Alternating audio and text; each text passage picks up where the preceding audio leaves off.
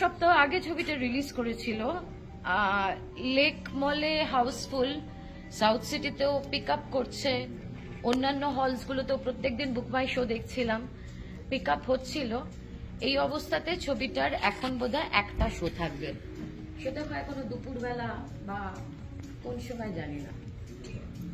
So এই হচ্ছে ব্যাপার।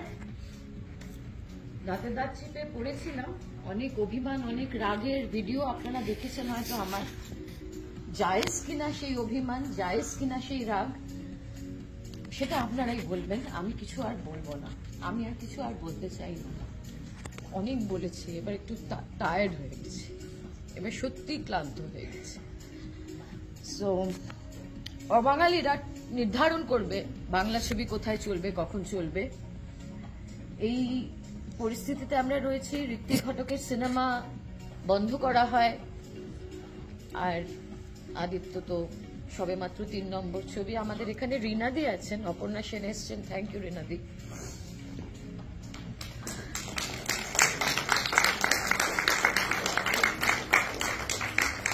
আমি চেষ্টা করেছি, আর কিছু পারবো না রিনাদি, আমি চেষ্টা করেছি, আমার দ্বারা আর কিছু পসিবল নয়, আর কিছু পারবো না। I give up, I surrender. একা লড়তে পারবো না। হ্যাঁ, আদিত্য ইজ ভেরি জানি না, আমার দারুণ জাস্টিস করছে। কনফিডেন্স লেভেল, এই সিস্টেম আমার কনফিডেন্স লেভেলটাকে গুঁড়ো গুঁড়ো করে দিয়েছে।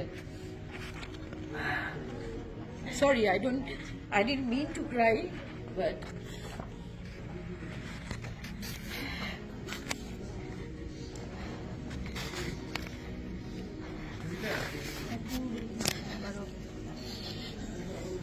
I'm sorry. Emotional fool আমি। তোমাদের না হয়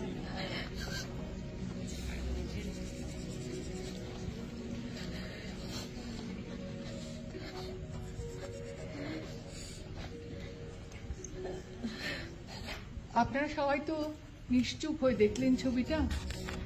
দেখলাম যে একটা কাশি নেই, কোথাও কেউ ফোন দেখছে না, কিচ্ছু না। এত অসাধারণ ছবি। আপনারা সবাই বলুন, আপনারা সোশ্যাল মিডিয়াতে লিখুন যে এই ছবি চলা উচিত। প্লিজ, আমার অনুরোধ, প্লিজ।